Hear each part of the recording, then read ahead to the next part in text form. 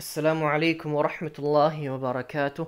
الحمد لله والصلاة والسلام على رسول الله وعلى آله وأصحابه ومن والاه وبعد. حدیث صحیح سے متعلق باتوں کا تذکرہ چل رہا تھا. آگے امام نووی رحمہ اللہ کہتے ہیں وَإِذَا قِيلَ غَيْرُ صَحِيحٍ فَمَعْنَاهُ لَمْ يَصِحَّ إِسْنَادُهُ کہ جب کہا جائے حدیث صحیح نہیں ہے، جب کہا جائے کہ حدیث صحیح نہیں ہے، اس کا مطلب ہوتا ہے اس کی سند صحیح نہیں ہے. اس کا مطلب ہوتا ہے اس کی سند صحیح نہیں ہے، یہ معنی ہوتا ہے، یہ مراد ہوتی. امام سیوطی رحمہ اللہ دیکھیے شرح میں کیا کہہ رہے ہیں. کہہ رہے ہیں وَإِذَا قِيلَ هَذَا حَدِيثٌ غَيْرُ صَحِيحٍ لو قال ضعيف لكان أخصر وأسلم من دخول الحسن فيه. امام سیوطی رحمہ اللہ کہتے ہیں کہ یہ بات جو کہی گئی ہے کہ حدیث اگر صحیح نہ ہو تو اس کا معنی ہوتا ہے اس کی سند صحیح نہیں ہے. کہہ رہے امام سیوطی لو قال ضعیف لکان اخسر، اگر امام نووی نے لفظ غیر صحیح کے بجائے ضعیف کا استعمال کیا ہوتا، یعنی وہ کہتے کہ اگر حدیث ضعیف ہو تو معنی ہوتا ہے اس کی سند صحیح نہیں ہے، تو یہ بات ان کی ایک تو مختصر بھی ہو جاتی. مختصر کیسے ہوتی کہ غیر صحیح دو لفظ، ضعیف ایک لفظ، تو جب مختصر سے کام چل جا رہا ہے نتیجہ وہی نکل رہا ہے، تو پھر دو لفظ کے استعمال کرنے کی کیا ضرورت ہے. اسی کو کہہ رہے ہیں لکان اخسر، بات ان کی زیادہ مختصر ہوتی. اور کیا ہوتا وَأَسْلَمَ مِن دُخُولِ الْحَسَنِ فِيهِ، اور وہ اپنے کلام کے اندر حسن حدیث کو داخل کرنے سے بھی بچ جاتے. ان کی بات زیادہ محفوظ ہوتی اس چیز سے کہ حسن اس میں داخل ہو. وہ کیسے؟ دیکھیے جب کہا جائے کہ حدیث صحیح نہیں ہے تو کیا مطلب ہوتا ہے؟ وہ حدیث کی سند بھی صحیح نہیں ہے. کیا لگتا ہے آپ کو؟ ایسا تو نہیں نا. کیوں؟ کیونکہ اگر حدیث صحیح نہیں ہے تو وہ حسن بھی تو ہو سکتی ہے، اور حسن کی سند تو صحیح ہوتی ہے نا. تو اگر آپ مطلق طور پر کہہ دیں گے کہ جب بھی کہا جائے حدیث صحیح نہیں ہے مطلب اس کی سند صحیح نہیں ہے، جب سند صحیح نہیں ہے تو پھر وہ قابل احتجاج رہی نہیں رہی، اس سے آپ استدلال نہیں کر سکتے. تو اسی لیے کہہ رہے ہیں کہ آپ کو غیر صحیح کا لفظ استعمال نہیں کرنا تھا، یہاں پہ آپ کو ضعیف کا لفظ استعمال کرنا تھا. جب آپ ضعیف کا لفظ استعمال کرتے تو حسن اس میں داخل نہ ہوتی. یعنی ہم اگر کہیں کہ حدیث ضعیف ہے، ضعیف کا کیا مطلب ہے؟ کہ اس کی سند صحیح نہیں ہے.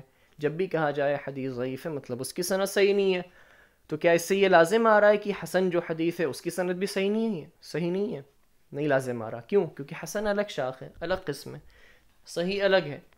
تو یہی یہاں پہ ان کا کل کہنے کا مطلب ہے اتنا سا کہ لفظ ضعیف کا استعمال اگر یہ کرتے تو بہتر رہتا. اس سے ان پر یہ لازم نہ آتا کہ وہ حسن حدیث کی سند کو بھی صحیح نہیں مان رہے. کیونکہ یہاں پہ یہ لازم آ رہا ہے کہ وہ کہہ رہے ہیں کہ اس کی سند بھی صحیح نہیں ہے، کیونکہ انہوں نے صحیح کے علاوہ ہر قسم کو کہہ دیا کہ اس کی سند صحیح نہیں ہے. آگے دیکھیے کہہ رہے ہیں وَإِذَا قِيلَ هَذَا حَدِيثٌ غَيْرُ صَحِيحٍ لَوْ قَالَ ضَعِيفٌ لَكَانَ أَخْصَرَ وَأَسْلَمَ مِن دُخُولِ الْحَسَنِ فِيهِ. اگر انہوں نے لفظ ضعیف کا استعمال کیا ہوتا تو ان کی بات زیادہ مختصر ہوتی اور زیادہ محفوظ ہوتی اس چیز سے کہ اس میں حسن داخل ہو. فَمَعْنَاهُ لَمْ يَصِحَّ إِسْنَادُهُ، اور یہ جو کہہ رہے ہیں نا کہ اس کی سند صحیح نہیں ہے، یعنی مذکورہ شروط کے مطابق اس کی سند صحیح نہیں ہے کہ روایت متصل ہو، اس کے روات عادل ہوں، ضابط ہوں، اس کے اندر شذوذ نہ ہو، علت نہ ہو. اسی کو کہہ رہے ہیں کہ مذکورہ شروط کے مطابق وہ حدیث کی سند کھری نہیں اتر رہی ان پر، یعنی فٹ نہیں آ رہی. اچھا آگے کہتے ہیں لا انہو کذب فی نفس الامر، حدیث کو صحیح نہ کہنے کا ہرگز یہ مطلب نہیں ہوتا کہ اس میں آنے والا متن جو ہے وہ جھوٹا ہے اپنے حقیقی واقع میں، اپنے حقیقی امر میں. فی نفس الامر یعنی حقیقت میں یہ مطلب نہیں ہوتا کہ کوئی بھی حدیث اگر ہم کہیں کہ ضعیف ہے تو اس کے اندر آنے والا متن جو ہے وہ نبی صلی اللہ علیہ وسلم کا فرمان ہے ہی نہیں، یہ مراد نہیں ہے. کیوں؟ لجواز صدق الكاذب واصابة من هو كثير الخطأ. کیوں؟ اس لیے کہ اس بات کا امکان پایا جا سکتا ہے کہ جو راوی جھوٹا ہے اس نے سچ ہی بولا ہو، نبی صلی اللہ علیہ وسلم کا وہ فرمان رہا ہو. ہاں تو جھوٹا بھی سچ بول سکتا ہے نا، اسی کو کہہ رہے ہیں لجواز صدق الکاذب، کہ جھوٹے کہ سچ بولنے کے امکان کے پائے جانے کی وجہ سے، وَإِصَابَةِ مَنْ هُوَ كَثِيرُ الْخَطَأ، اور اسی طریقے سے جس سے بہت زیادہ غلطیاں ہوتی ہیں. ہو سکتا ہے اس نے اس موقع پہ جب یہ متن بیان کیا ہو تو وہ بالکل صحیح بیان کیا ہو، ایسا ہو سکتا ہے کہ نہیں ہو سکتا ہے. تو اسی لیے کہہ رہے ہیں کہ جب بھی کہا جائے کہ حدیث صحیح نہیں ہے، اس سے مراد سند کو دیکھ کر ہم حکم لگاتے ہیں، نہ کہ نفس امر میں وہ حدیث جو ہے وہ نبی صلی اللہ علیہ وسلم سے ثابت ہی نہیں ہے، وہ متن جھوٹا ہے، یہ نہیں مراد ہوتا. ہم محض سند کو دیکھ کے حکم لگا رہے ہوتے ہیں. لیکن ایک اور چیز میں آپ لوگوں سے بتا دوں اس سلسلے میں کہ کوئی یہ نہ سمجھے کہ حدیثوں کو ہم جو ضعیف قرار دیتے ہیں، کیا پتہ ہم نے کتنی حدیث جو نبی صلی اللہ علیہ وسلم سے ثابت ہوں، بظاہر سند کے حال کو دیکھ کر اس کو ضعیف قرار دے کر اسے چھوڑ دیا ہو. ہاں ایسا ہو سکتا ہے نا، کسی کے دل میں یہ خیال آ سکتا ہے کہ اس طریقے سے تو کتنی حدیثیں کہیں نہ کہیں تو نبی صلی اللہ علیہ وسلم سے ثابت ہوں گی، ضعیف احادیث کے اندر بھی کہیں نہ کہیں کوئی نہ کوئی متن تو، کیونکہ آپ خود ہی کہہ رہے ہیں کہ ایسا ہو سکتا ہے کہ جھوٹے نے سچ کہا ہو، غلطی کرنے والے نے کیا پتہ ایک بالکل صحیح ہی بیان کیا ہو. تو کوئی حدیث کا صحیح حصہ، صحیح متن جو نبی صلی اللہ علیہ وسلم کا فرمان رہا ہو وہ چھوٹ گیا ہو ہم سے، ایسا خیال آ سکتا ہے. تو یہ خیال بالکل بھی غلط ہے. کیوں؟